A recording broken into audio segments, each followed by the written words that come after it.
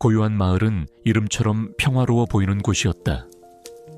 높다란 산봉구리들이 병풍처럼 둘러싸고 맑은 계곡물이 흐르는 이 작은 마을은 외부 세계와 단절된 채 자신만의 시간을 살고 있는 듯했다. 그러나 그 평온한 풍경 아래에는 1년 전부터 드리워진 짙은 그림자가 있었다. 8살 난 소년 김민호의 실종. 그 아이는 마을의 햇살 같은 존재였지만 어느 날 갑자기 흔적도 없이 사라져 버렸다. 민호의 부모인 이민준과 박수진은 아들의 실종 이후 삶의 모든 빛을 잃었다. 그들의 집은 더 이상 웃음소리가 들리지 않는 깊은 침묵만이 가득한 공간이 되었다. 창밖으로 불어오는 바람소리는 마치 민호의 희미한 속삭임처럼 들려왔고 텅 빈 아이의 방은 부모의 가슴을 매일같이 찢어 놓았다. 경찰은 1년 전 민호가 숲으로 들어간 뒤 길을 잃고 사고를 당했을 것이라고 결론짓고 수사를 종결했다. 마을 사람들도 더 이상 민호가 돌아올 것이라고 기대하지 않았다. 그러나 단 한 존재, 민호가 가장 아끼던 골든 리트리버 럭키만은 끝까지 희망을 버리지 않았다. 럭키는 민호가 실종된 그날 이후 마치 자신의 임무라도 되는 듯 매일같이 민호가 사라진 숲길을 향했다. 녀석은 지칠 줄 모르고 숲속을 헤매고 다녔고 해질 무렵이 되어서야 축 처진 꼬리를 흔들며 집으로 돌아왔다. 온몸은 진흙투성이가 되고 발바닥은 상처투성이었다. 수지는 럭키를 볼 때마다 가슴이 아팠다. 아들을 잃은 슬픔과 함께 아들을 기다리는 럭키의 모습은 그녀의 아픔을 더욱 깊게 만들었다. 그녀는 럭키의 털을 빗겨주고 상처난 발바닥을 소독해주면서도 녀석이 단념하기를 바랐다. 럭키야, 이제 그만해. 민호는 오지 않아. 그녀는 나지막이 속삭였지만 럭키는 녀석의 커다란 눈으로 수진을 물끄러미 바라볼 뿐 결코 숲으로 향하는 발걸음을 멈추지 않았다. 녀석의 눈빛 속에는 슬픔을 넘어선 어떤 굳건한 의지가 담겨 있었다. 수진은 그런 럭키의 헌신적인 모습에 감사하면서도 녀석이 겪는 고통이 안쓰러워 눈물을 흘리곤 했다. 럭키는 민호가 자신에게 맡긴 마지막 임무라도 되는 듯 그 어떤 것도 녀석의 끈질긴 기다림을 꺾을 수 없었다. 럭키는 민호가 실종된 이후부터 이상한 행동들을 보이기 시작했다. 녀석은 종종 민호의 방으로 들어가 한참 동안 벽을 긁어댔다. 민호가 어릴 적 벽에 그려놓은 낙서들이 희미하게 남아있는 곳이었다.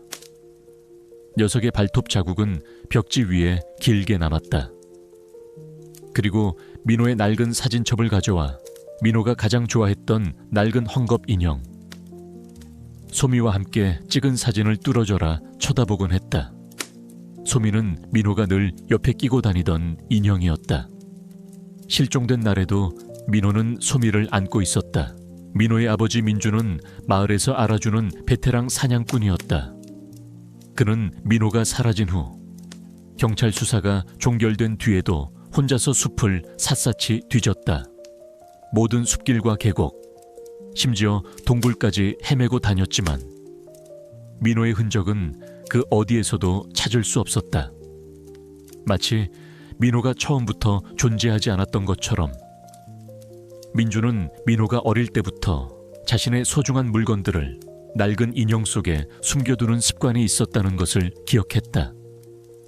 그는 혹시 소미 속에 민호의 어떤 비밀이라도 숨겨져 있지 않을까 하는 희미한 기대를 품었지만 소미는 민호와 함께 사라진 뒤였다.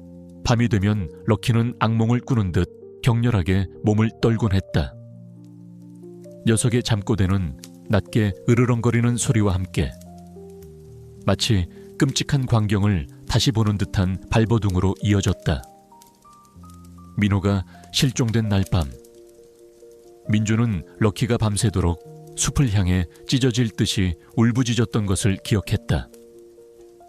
녀석은 마치 민호가 위험에 처해 있음을 알리려는 듯했다.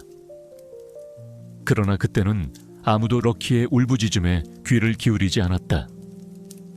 그저 주인을 잃은 개의 슬픔이라고만 생각했다. 평화로워 보였던 고요한 마을의 깊은 밤. 럭키의 슬픈 울음소리만이 민호의 미스터리한 실종을 끊임없이 상기시키는 유일한 흔적이었다. 그리고 그 흔적은 이제 새로운 진실을 향해 뻗어나가기 시작하고 있었다. 고요한 마을에 빗방울이 가늘게 내리던 어느 음습한 오후였다. 1년 내내 숲을 헤매던 럭키가 마침내 지친 발걸음으로 집으로 돌아왔다. 녀석의 털은 비에 젖어 축 늘어져 있었고 온몸에는 진흙이 덕지덕지 묻어 있었다. 그러나 럭키의 입에는 무언가가 단단히 물려 있었다. 그것은 다름 아닌 소미. 민호가 실종되던 날까지 품에 꼭 안고 다녔던 낡은 헝겊 인형이었다. 소미는 빗물과 진흙으로 얼룩져 원래의 색을 알아보기 힘들었고 한쪽 팔은 너덜너덜하게 찢어져 있었다. 소미에게서 희미한 곰팡이 냄새와 함께 알 수 없는 싸늘한 기운이 풍겨왔다. 럭키는 소미를 수진의 발치에 조심스럽게 내려놓았다. 그리고는 수진을 올려다보았다. 녀석의 커다란 눈에는 기쁨보다는 이루 말할 수 없는 슬픔과 그리고 무언가를 간절히 호소하는 듯한 절박함이 가득했다. 수진은 소미를 보자마자 온몸의 피가 얼어붙는 듯했다. 아들의 채취가 희미하게 남아있는 듯한 낡은 인형은 그녀의 마음을 찢어 놓았다. 그녀는 떨리는 손으로 소미를 집어들었다. 소미야, 민호가 이걸 가지고 있었구나. 수진은 소미를 품에 안고 소리 없이 흐느꼈다. 그녀는 소미를 깨끗이 닦아주고 싶었다. 1년 동안 숲에서 뒹굴었을 소미에게 남아있는 민호의 흔적을 씻어내고 싶지 않았다. 그러나 그녀가 소미를 들고 화장실로 향하려 하자 럭키는 돌연 무섭게 돌변했다. 녀석은 크르르륵 낮은 으르렁거리는 소리를 내며 수진에게 달려들었다. 럭키는 녀석의 날카로운 발톱을 세워 수진의 팔을 핥히었고 소미를 향해 맹렬하게 으르렁거렸다. 마치 소미를 씻어서는 안 된다고, 혹은 소미에게서 어떤 것을 떼어내려 해서는 안 된다고 경고하는 듯했다. 레오키 왜 이래? 민호 엄마한테 무슨 짓이야? 민준이 럭키의 이상 행동에 놀라 달려왔다. 그는 럭키를 붙잡아 수진에게서 떼어내려 했지만 럭키는 필사적으로 저항했다.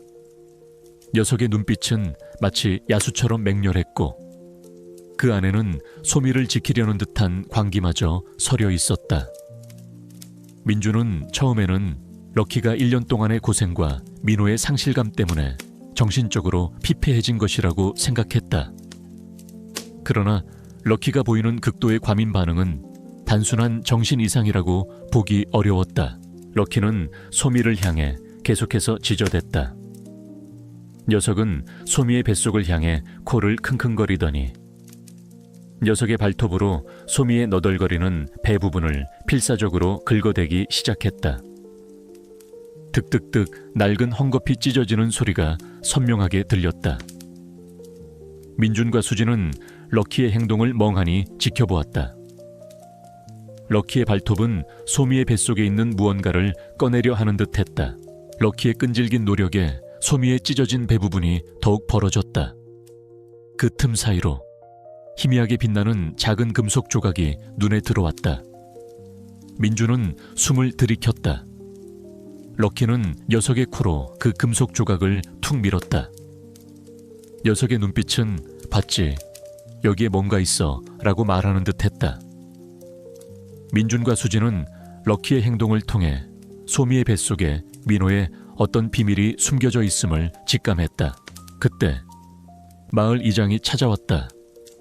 그의 얼굴에는 걱정스러운 기색이 역력했다. 민준 씨, 수진 씨, 제가 드릴 말씀이 있습니다. 얼마 전부터 마을에서 키우던 개와 고양이들이 계속 사라지고 있어요. 숲에서 이상한 소리가 들린다는 목격담도 있고, 혹시 예전 그 사건과 관련이 있는 건 아닌지. 이장의 말은 민호의 실종에 대한 마을 사람들의 불안감을 다시금 수면 위로 끌어올렸다. 마을 주민들은 점차 평온했던 이 마을에 어떤 불길한 그림자가 드리워지고 있음을 느끼고 있었다. 마을 이장의 말은 민준과 수진의 의심을 더욱 굳건히 만들었다. 민준은 아들의 실종이 단순한 사고가 아님을 확신했다. 럭키의 행동은 분명히 무언가를 가리키고 있었다. 소미의 뱃속에 숨겨진 것이 무엇이든 그것이 민호의 행방과 직접적인 관련이 있을 터였다. 그는 럭키를 바라보았다. 럭키의 눈빛은 절박함을 넘어선 강렬한 의지로 불타고 있었다. 녀석은 마치 빨리 이걸 봐, 더 늦기 전에 라고 외치는 듯했다. 민준과 수진은 더 이상 이 상황을 외면할 수 없었다. 그들은 럭키가 물어온 솜이 인형의 뱃속에 숨겨진 충격적인 진실을 파헤치기 위해, 그리고 아들의 행방을 찾기 위해 1년 전 종결된 줄 알았던 사건의 문을 다시 열어야만 했다. 마을을 뒤덮기 시작한 공포의 그림자 속에서 민호 가족의 끔찍한 진실과의 대면이 시작되고 있었다. 민준과 수진의 집은 빗소리 대신 럭키의 격렬한 울음소리와 소미 인형의 찢어지는 소리로 가득했다. 럭키는 소미의 배를 필사적으로 긁어대며 그 안에 숨겨진 무언가를 세상 밖으로 드러내려 했다. 민준은 럭키의 눈빛에서 단순한 본능 이상의 강렬한 메시지를 읽어냈다. 그것은 필사적인 경고이자 1년 전 사라진 아들의 흔적을 찾으려는 간절한 외침이었다. 럭키의 끈질긴 노력 끝에 소미의 뱃속에서 마침내 어떤 물건이 모습을 드러냈다. 희미한 곰팡이 냄새와 함께 낡고 긁힌 자국이 선명한 작은 금속 조각이었다. 민주는 그것을 조심스럽게 꺼냈다. 손바닥에 올려놓자마자 그의 얼굴은 경악으로 물들었다. 그것은 바로 민호가 가장 아끼던 장난감 중 하나인 미니 경찰 휘장이었다. 플라스틱 재질이지만 표면에 금속 코팅이 되어 있어 빛에 반사될 때마다 희미하게 번쩍였다. 휘장은 깊은 진흙에 파묻혀 있었던 듯 흙먼지가 잔뜩 묻어 있었고 뒷면에는 뾰족한 것에 긁힌 듯한 날카로운 자국이 선명했다. 민주는 이 작은 휘장이 단순한 장난감이 아님을 직감했다. 민호는 실종 당시 이 휘장을 가지고 있었다. 경찰은 숲을 샅샅이 뒤졌지만 이 휘장을 찾지 못했다. 이것은 분명 민호가 남긴 마지막 단서였다. 럭키는 민준이 휘장을 확인하자마자 녀석의 코로 민호 방 벽에 걸려있던 낡은 세계 지도를 툭툭 건드렸다. 그 지도는 민호가 어릴 적부터 보물찾기 놀이를 할 때 사용하던 손때 묻은 지도였다. 럭키는 앞발로 지도의 특정 지점을 끈질기게 긁었다. 그곳은 마을 뒷산 깊숙한 곳, 사람들이 거의 다니지 않는 두꺼비 바위 근처였다. 민주는 그곳이 사냥꾼들조차 발길을 잘 들이지 않는 험한 곳임을 알고 있었다. 민호가 홀로 그곳까지 갔을 리 만무했다. 이 휘장은 이 바위 근처에 있었단 말이야. 민준의 목소리가 떨렸다. 수진은 럭키의 기이한 행동과 민호의 휘장 앞에서 충격에 빠졌다.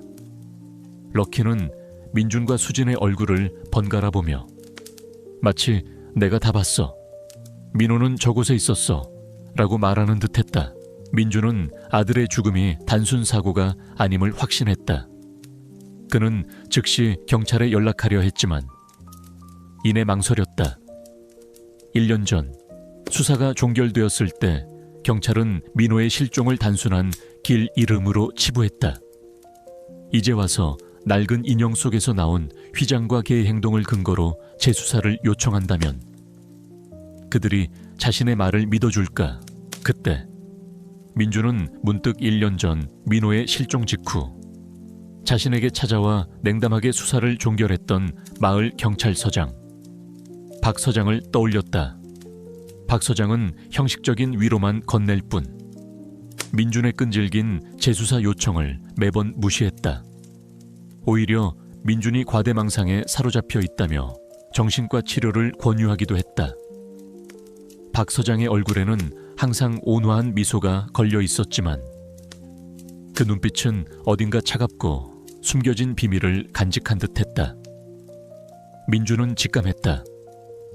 박 서장은 이 사건의 진실을 알고 있거나 혹은 어떤 이유로든 진실을 덮으려 하고 있었다.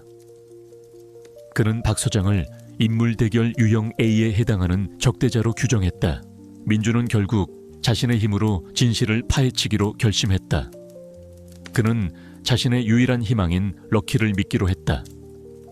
그는 가장 먼저 마을에 새로 부임한 젊은 경찰관 임순경에게 연락했다. 임순경은 도시에서 좌천되어 온 인물이었지만 정의감이 넘치고 민호의 실종 사건에 대해 깊은 안타까움을 표현했던 유일한 경찰관이었다.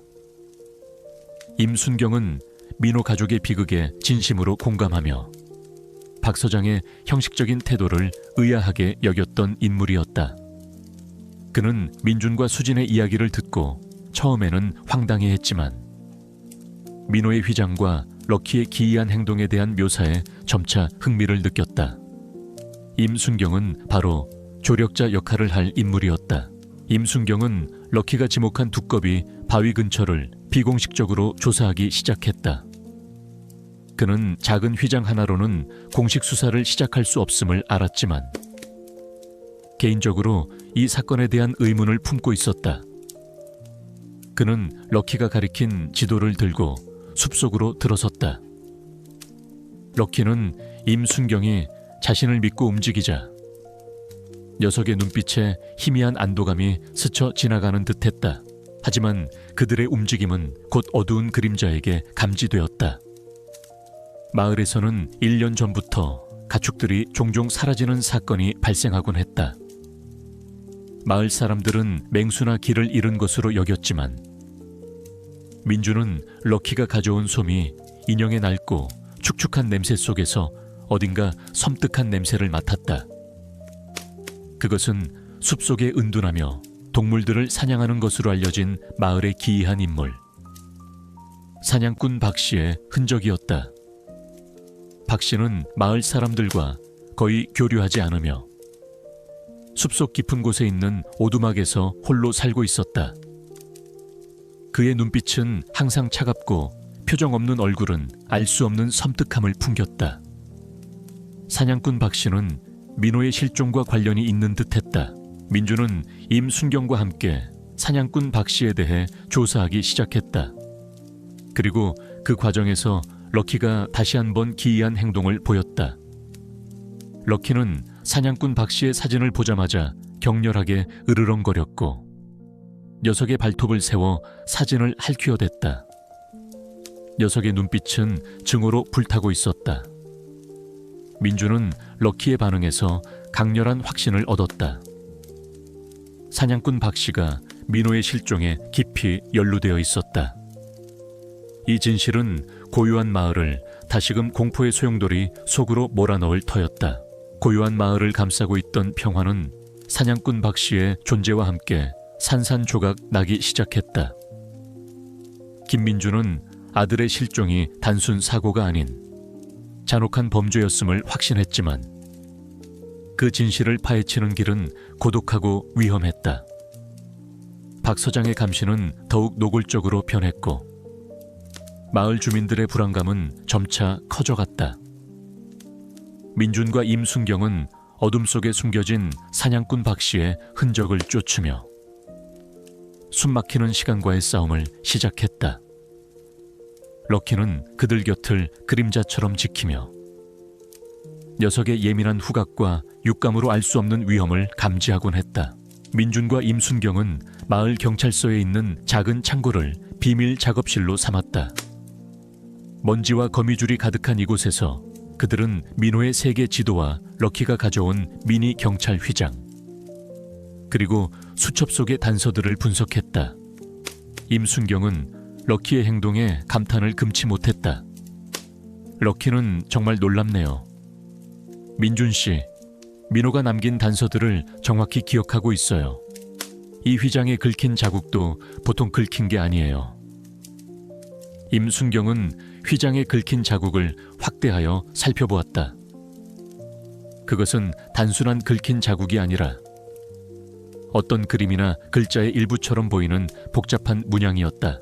럭키는 그들의 옆에 앉아 녀석의 코로 민호의 세계 지도를 툭툭 건드렸다. 녀석이 가리키는 곳은 두꺼비 바위 근처.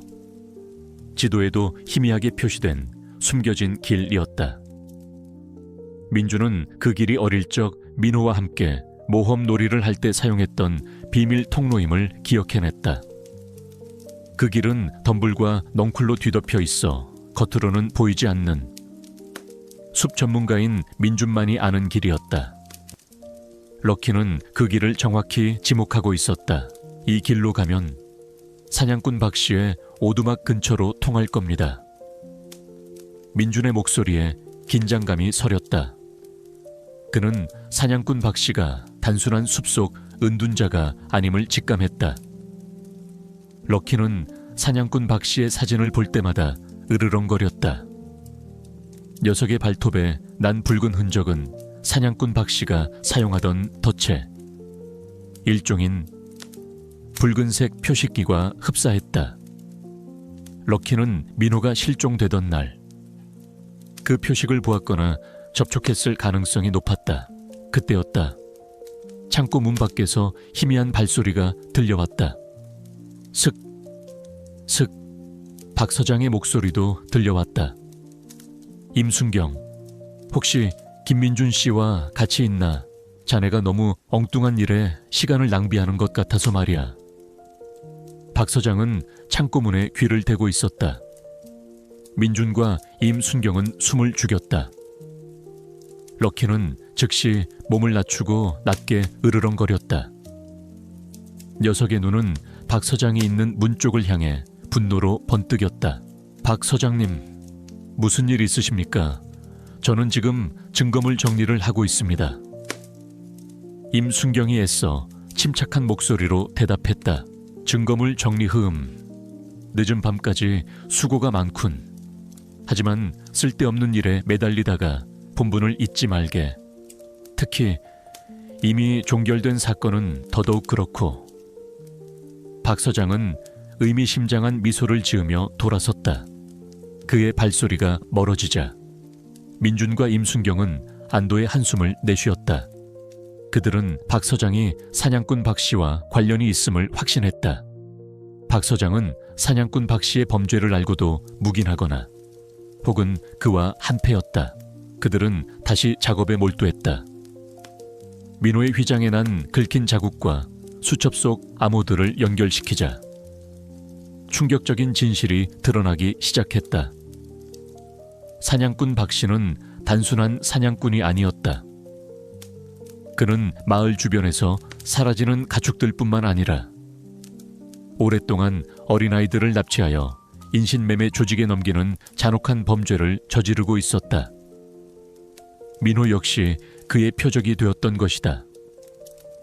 민호의 미니 경찰 휘장과 소미 인형은 민호가 납치되던 순간 사냥꾼 박 씨의 소나귀에서 벗어나기 위해 필사적으로 남긴 마지막 단서였다.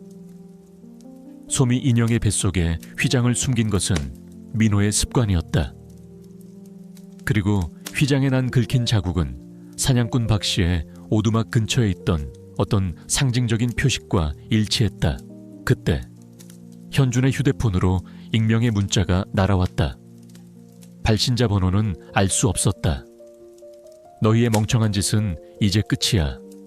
더 이상 파헤치려 들면 네 아들뿐만 아니라 그 멍청한 개도 똑같은 운명을 맞이할 것이다.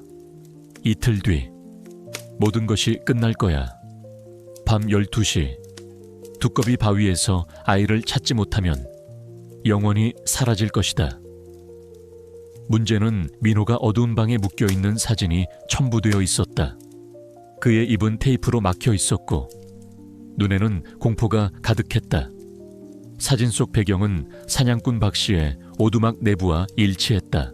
민준과 수진은 문자를 읽고 경악했다. 민호가 살아있었다 하지만 시간은 24시간밖에 남지 않았다. 게다가 그들의 목숨도 위협받고 있었다. 사냥꾼 박씨는 그들이 자신을 추적하고 있음을 이미 알고 있었던 것이다. 그리고 박 서장 또한 그들의 움직임을 감지하고 있었다. 민준과 임순경은 완전히 고립된 채 그림자 속에서 살인적인 시간과의 싸움을 시작해야 했다.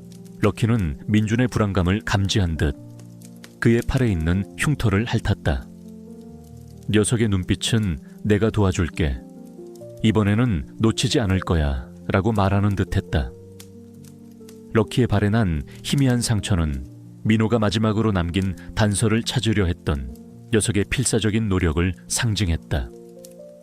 민준은 럭키와 함께 모든 것을 걸고 지옥 같은 숲으로 향할 준비를 했다. 아들의 생명이 걸린 마지막 싸움이었다. 고요한 마을을 뒤덮은 밤은 침묵했지만 민준의 심장은 격렬하게 요동쳤다. 사냥꾼 박씨의 협박 문자 그리고 묶여있는 민호의 사진은 그를 지옥으로 내몰았다. 그는 수진, 임순경과 함께 사냥꾼 박씨의 오두막을 향해 숲으로 향했다. 발걸음마다 낙엽 밟는 소리가 밤의 정적을 갈랐고 숲은 그들의 불안감을 더욱 증폭시켰다. 럭키는 민준의 곁을 그림자처럼 따르며 녀석의 예민한 후각으로 어둠 속의 미세한 냄새를 쫓았다. 녀석의 눈은 분노와 함께 알 수 없는 결의로 빛나고 있었다. 사냥꾼 박씨의 오두막은 숲 깊숙한 곳에 숨겨져 있었다.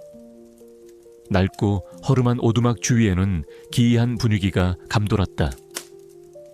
동물들의 뼈가 널려 있었고 썩은 냄새가 코를 찔렀다. 민준과 임순경은 조심스럽게 오두막 주변을 살폈다. 럭키는 오두막 문 앞에서 낮게 으르렁거렸다. 녀석의 털이 곤두섰고 눈빛은 마치 눈앞의 오두막이 자신의 주인을 삼킨 괴물이라도 되는 듯했다. 그때였다. 오두막 안에서 희미한 아이들의 울음소리가 들려왔다. 민호의 목소리였다. 민준은 더 이상 참을 수 없었다. 그는 문을 박차고 안으로 뛰어들었다. 오두막 안은 좁고 어두웠다. 낡은 램프 불빛 아래 민호가 다른 아이들과 함께 손발이 묶인 채 바닥에 쓰러져 있었다. 아이들의 얼굴에는 공포가 가득했다. 민준은 민호를 보자마자 달려가 아들을 끌어안았다. 민호야, 아빠가 왔어. 괜찮니? 하하하, 어서 와라. 김민준, 네 아들의 마지막을 보러 왔군. 어둠 속에서 사냥꾼 박씨가 모습을 드러냈다. 그의 손에는 낡은 엽총이 들려 있었다. 그의 뒤로는 험상궂은 남자 2명이 서 있었다. 그리고 그들 옆에는 박 서장이 차갑게 웃으며 서 있었다. 박 서장은 경찰 제복을 입고 있었지만 그의 눈빛은 탐욕과 냉정함으로 가득했다. 결국 여기까지 기어들어오는군. 어리석은 놈들. 이미 모든 것이 끝났어. 너희는 여기서 죽을 거고 아무도 너희가 어디로 사라졌는지 모를 거다. 사냥꾼 박씨는 민준과 아이들을 향해 총을 겨눴다. 네 아들놈이 쓸데없이 설치는 바람에 일이 복잡해졌지. 이제 모두 깨끗하게 처리해주마. 카방. 그 순간 럭키가 사냥꾼 박씨를 향해 맹렬하게 달려들었다. 녀석의 울음소리는 오두막 안을 뒤흔들 만큼 격렬했고 그 울음소리에는 분노와 복수심이 가득했다. 럭키는 박씨의 다리를 향해 송곳니를 드러내며 덤벼들었다. 박씨는 깜짝 놀라 뒤로 물러섰다. 럭키는 박씨의 다리를 물어뜯으며 필사적으로 매달렸다. 녀석의 발톱은 박 씨의 바지를 찢고 그의 다리에 깊은 상처를 남겼다. 박 씨는 고통의 비명을 질렀다. 이 빌어먹을 개가 김 서장이 럭키를 향해 발길질을 했다. 럭키는 벽에 부딪혀 고통스럽게 울었지만 이내 다시 일어섰다. 녀석은 이전의 어떤 공격보다도 강렬하고 집요했다. 럭키는 박 서장의 발길질을 피하며 그의 팔을 물어뜯었다. 녀석의 눈에서는 핏빛 눈물이 다시금 흘러내렸다. 녀석의 털은 피와 땀, 흙으로 범벅이 되었지만 녀석의 의지는 꺾이지 않았다. 럭키는 민호가 잡혀갈 때부터 민호를 찾기 위해, 그리고 진실을 밝히기 위해 이 모든 고통을 감내해 왔던 것이다. 녀석은 김 서장의 옷자락을 물고 격렬하게 흔들었다. 그 혼란스러운 틈을 타 민준과 임순경은 아이들을 구하고 사냥꾼 박 씨와 그의 부하들에게 맞섰다. 민준은 사냥꾼 박 씨에게 달려들어 그의 엽총을 빼앗으려 했다. 몸싸움이 격렬해지는 순간 민준은 박 씨의 낡은 사냥복 주머니에서 무언가가 튀어나오는 것을 보았다. 작고 반짝이는 금속 조각이었다. 민준은 직감적으로 그것이 민호의 미니경찰 휘장임을 알았다. 휘장은 흙먼지가 잔뜩 묻어 있었지만 녀석이 납치될 때 박 씨의 소나귀에서 벗어나기 위해 남긴 마지막 단서였다. 럭키는 휘장이 떨어지는 것을 보자마자 온몸의 힘을 다해 그 휘장을 향해 기어갔다. 녀석은 휘장을 입에 물고 민준에게 가져다 주었다. 녀석의 눈빛은 이것이 증거예요. 민호가 남긴 마지막 증거요 라고 말하는 듯했다. 김 서장은 박 씨에게 총을 쏘라고 재촉했다. 빨리 저놈들을 없애, 경찰이 오기 전에. 위잉. 바로 그 순간 오두막 밖에서 요란한 경찰차 사이렌 소리가 울려 퍼졌다. 임순경이 미리 경찰에 연락을 취해둔 것이다. 숲속을 가로지르는 사이렌 소리는 마치 천둥 소리처럼 울려 퍼졌고 박 씨와 김 서장의 얼굴은 공포로 질렸다. 경찰 특공대가 오두막 문을 부수고 안으로 들이닥쳤다. 박 씨와 그의 부하들은 당황하여 도망치려 했지만 이미 경찰에 의해 포위된 상황이었다. 박 서장 역시 자신의 신분이 노출되자 얼굴이 흙빛으로 변했다. 그는 이 개가 모든 것을 망쳤어 라며 럭키를 가리켰지만 그의 말은 아무도 믿지 않았다. 럭키는 민준의 품에 안겨 녀석의 몸은 미세하게 떨리고 있었지만 그 눈빛은 이제 승리와 함께 깊은 평온함으로 가득했다. 녀석의 붉은 피눈물은 더 이상 흐르지 않았다. 대신 녀석의 눈가에는 투명한 눈물이 고였다. 그것은 민호의 억울함이 마침내 밝혀졌음에 대한 안도와 기쁨의 눈물이었다. 민준은 럭키의 털을 쓰다듬었다. 녀석의 발톱에 묻어있던 것은 더 이상 피나 흙먼지가 아니었다. 그것은 진실을 찾아낸 피 맺힌 증거이자 민호와 럭키의 끈끈한 유대감을 증명하는 영광스러운 표식이었다. 모든 퍼즐 조각이 맞춰진 순간이었다. 고요한 마을을 뒤덮었던 공포의 그림자가 마침내 걷히는 순간이었다. 경찰차 사이렌 소리가 숲의 정적을 가르고 멀어져 가는 동안 사냥꾼 박 씨와 박 서장이 연행된 오두막 안에는 김민준 가족과 임순경만이 남았다. 격렬했던 싸움의 흔적들, 흩어진 도구들, 그리고 희미하게 남은 핏자국이 모든 것이 현실이었음을 증명하고 있었다. 민준은 민호를 품에 꼭 안은 채 주저앉았고 수지는 울면서도 아들을 쓰다듬었다. 임순경은 긴장이 풀린 듯 주저앉아 숨을 몰아쉬었다. 럭키는 민호의 곁을 지키며 녀석의 몸은 피투성이가 되었지만 그 눈빛은 승리와 함께 깊은 안도감을 담고 있었다. 경찰 조사는 급물살을 탔다. 럭키가 가져다준 민호의 미니 경찰 휘장과 소미 인형 속의 단서는 결정적인 증거였다. 휘장에 새겨진 긁힌 자국은 사냥꾼 박씨 오두막의 특정 상징과 일치했고, 소미 인형의 뱃속에서 발견된 민호의 피 묻은 그림 아이와 개, 그리고 휘장을 들고 있는 그림은 민호가 갇혀있을 당시 상황을 생생하게 보여주었다. 사냥꾼 박씨는 결국 모든 죄를 자백했다. 그는 오랫동안 마을 주변에서 아이들을 납치하여 인신매매 조직에 넘겨왔으며, 민호 또한 그의 표적이었던 것이다. 박 서장은 박 씨에게 뇌물을 받고 그의 범죄를 묵인하고 사건을 은폐해온 공범이었음이 밝혀졌다. 그들은 납치, 인신매매, 살인미수, 직무유기 등 중대한 혐의로 기소되어 법의 심판대 위에 섰다. 고요한 마을을 1년 내내 짓눌렀던 민호의 실종은 단순한 사고가 아닌 잔혹한 범죄였음이 만천에 드러났다. 민호는 병원에서 건강을 회복한 뒤 가족의 품으로 돌아왔다. 럭키는 민호가 퇴원하자마자 녀석에게 달려들어 꼬리를 흔들며 기쁨의 짖음을 터뜨렸다. 민호는 럭키를 끌어안고 울었고, 럭키는 민호의 얼굴을 핥으며 녀석의 천을 나누었다. 1년 만에 다시 만난 두 친구의 재회는 보는 이들의 눈시울을 붉게 만들었다. 럭키의 헌신적인 사랑과 지칠 줄 모르는 기다림이 기적을 만들어낸 것이었다. 김민준 가족은 언론의 집중적인 조명을 받았다. 민준은 아들을 포기하지 않는 아버지로, 수지는 강인한 어머니로, 그리고 럭키는 진실을 밝혀낸 영웅견으로 불리게 되었다. 그들의 이야기는 전국 각지에서 희망의 메시지가 되어 퍼져나갔다.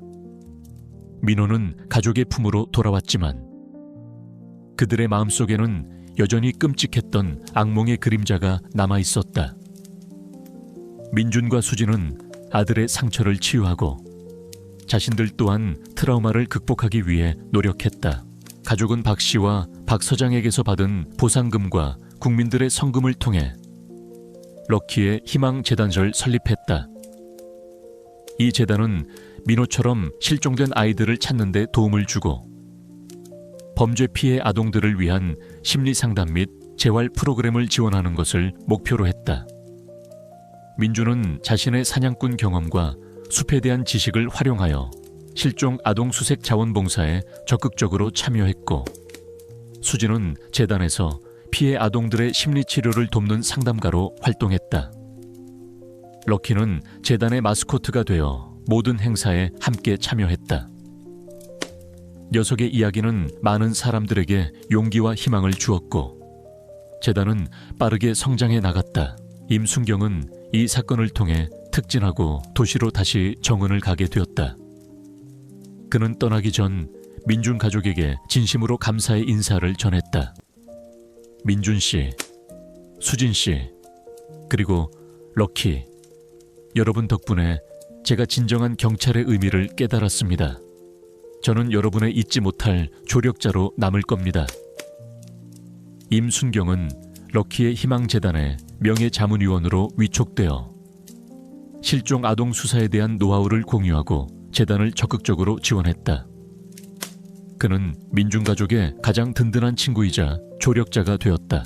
이제 민준 가족의 집에는 다시 웃음꽃이 피어났다. 민호는 럭키와 함께 다시 예전처럼 뛰어놀기 시작했다.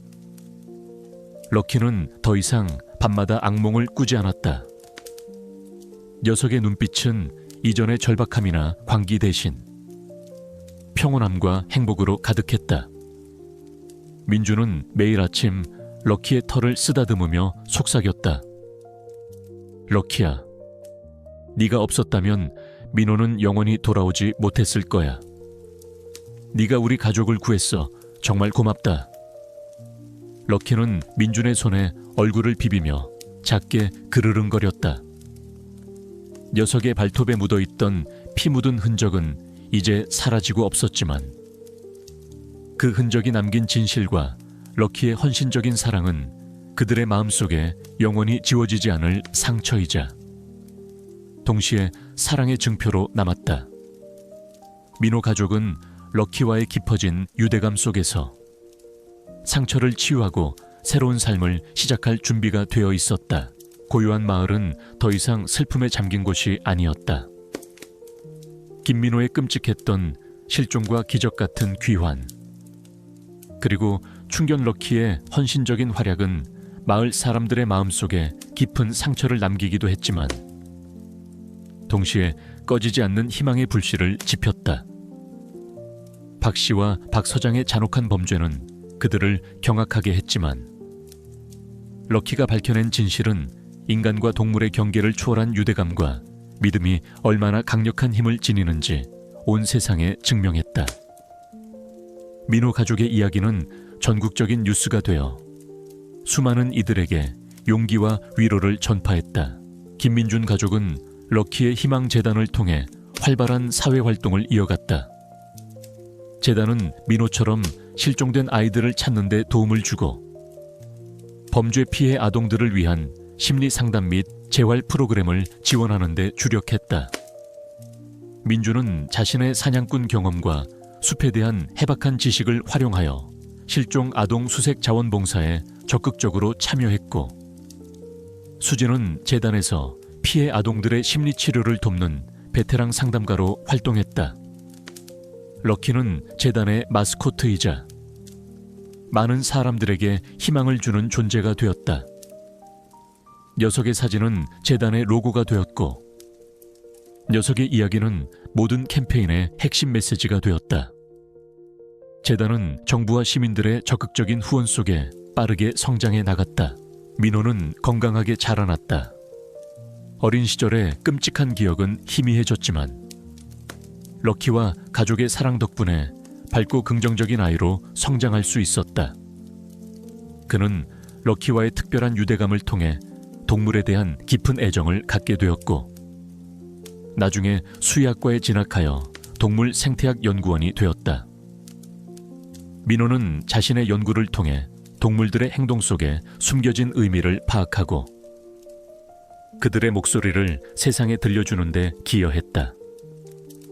임순경은 도시에서 경찰관으로 계속 활동하며 럭키의 희망재단의 명예자문위원으로서 실종 아동 수사에 대한 노하우를 공유하고 재단을 적극적으로 지원했다. 그는 민준 가족의 가장 든든한 친구이자 조력자가 되었다. 럭키는 민호 가족의 곁에서 평화롭고 행복한 노년을 보냈다. 녀석은 이제 재단의 상징이자 살아있는 희망의 증표가 되었다. 럭키는 마을 사람들과 방문객들의 사랑을 한몸에 받으며 마치 자신만의 임무를 완수하고 편안하게 쉬는 듯 보였다. 민주는 매일 아침 럭키의 털을 쓰다듬으며 속삭였다.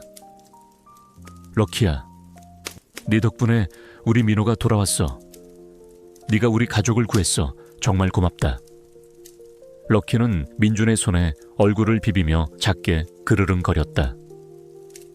녀석의 눈빛은 이전의 절박함이나 광기 대신 깊은 평온함과 만족감으로 가득했다. 세월이 흘러 럭키는 김민호 가족의 품에서 조용히 눈을 감았다. 녀석이 세상을 떠난 날, 고요한 마을 전체가 애도에 잠겼다. 마을 사람들은 럭키를 민호가 실종되었던 숲 어귀의 가장 아름다운 곳에 묻어주었다. 그곳에는 럭키가 민호를 데려왔던 소미 인형과 함께 영원한 수호자라는 글이 새겨진 작은 묘비가 세워졌다. 럭키의 묘비 옆에는 민호의 미니 경찰 휘장 모형이 놓여 있었다. 매년 봄, 마을에서는 럭키 축제가 열렸다. 민호 가족이 주최하는 이 축제는 럭키의 용기와 헌신을 기리고 실종 아동 찾기 캠페인을 벌이는 뜻깊은 행사였다.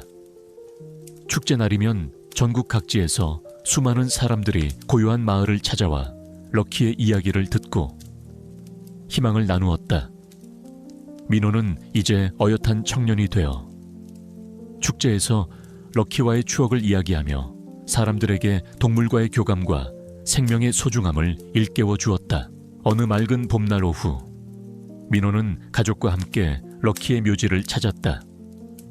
묘비 주변에는 푸른 잔디가 싱그럽게 돋아나 있었고 작은 들꽃들이 바람에 흔들렸다. 민호는 럭키의 묘비 앞에 앉아 녀석이 가져다 주었던 솜이 인형을 쓰다듬었다. 인형은 이제 깨끗이 세탁되어 민호의 방 한편에 자리하고 있었다.